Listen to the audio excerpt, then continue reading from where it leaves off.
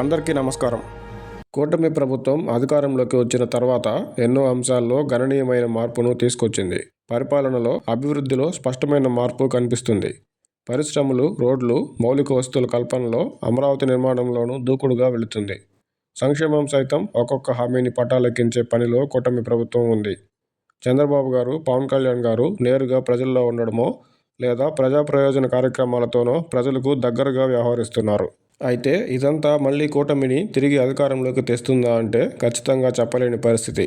అందుకు ఆంధ్రప్రదేశ్లోని రాజకీయ, సామాజిక పరిస్థితులు ఒక కారణం కాగా, కూటమి ప్రభుత్వం కొన్ని అంశాల్లో వ్యవహరిస్తున్న తీరు మరో కారణం.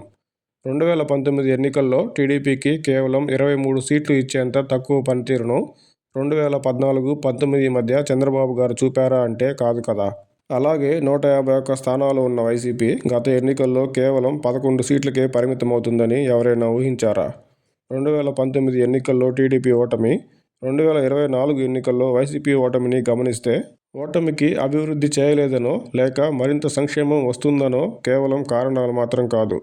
ఇరుపక్షాల పార్టీల శ్రేణులను మినహాయిస్తే ప్రజల తీర్పును స్పష్టంగా చెప్తున్నారు. అయితే పార్టీలు మాత్రం ప్రజల తీర్పు యొక్క అసలైన పరమార్థాన్ని అర్థం చేసుకోలేకపోతున్నాయి.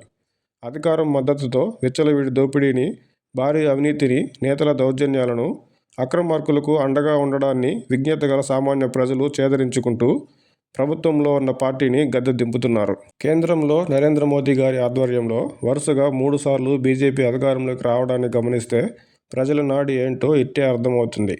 ప్రస్తుత సమాజంలోని ప్రజలు రోడ్లపైకి రాకున్నా అవినీతిని, ప్రజలపై దౌర్జన్యాలను, అక్రమార్కులకు అండగా ఉండడాన్ని సహించడం లేదన్నది ఎన్నికల ఫలితాలు రుజువు చేస్తున్నాయి. వర్ధమాన ప్రజల ఆలోచనను అర్థం చేసుకున్నారు కాబట్టే నరేంద్ర మోదీ గారు కేంద్రంలో వరుసగా అధికారంలోకి రాగలుగుతున్నారు. సీబీఐ, ఈడీ, ఐటీ వంటి సంస్థలను ప్రతిపక్షాలపై రాజకీయానికి వాడుకుంటుందనే ఆరోపణలు ఉన్నా అలాగైనా ఎంతో కొంతమంది అవినీతిపరులు బయటపడుతున్నారనే భావన ప్రజల్లో సైతం ఉంది. అదే సమయంలో తన ప్రభుత్వంలో అవినీతి ఆరోపణలు రాకుండా చూసుకోవడం, తాము చేస్తున్నది ప్రజలకు స్పష్టంగా చెప్పడం ద్వారా మోదీ గారు విజయయాత్రను కొనసాగిస్తున్నారు. ప్రజలు అధికారాన్ని ఇస్తే గతంలో మాదిరే అవినీతిని కొనసాగిస్తాం, గతంలో అవినీతి చేసిన వారిని కాపాడుతాం, అభివృద్ధిని మాత్రం చూసి మళ్లీ గెలిపించండి అని అడిగితే మళ్లీ అధికారం వస్తుందనుకుంటే పొరపాటే అవుతుంది. 60-70% కంటే ఎక్కువ మంది ప్రజలు ప్రభుత్వం ఇచ్చే ఏదో ఒక సంక్షేమ పథకాల కోసం ఆశగా ఎదురు చూస్తున్న రాష్ట్రంలో కేవలం 4-5 లక్షల ఓట్ల తేడాతోనే గెలుపు ఓటమి తేలిపోయే పరిస్థితుల నడుమ అధికారం కోల్పోవడం పెద్ద విషయం కానే కాదు.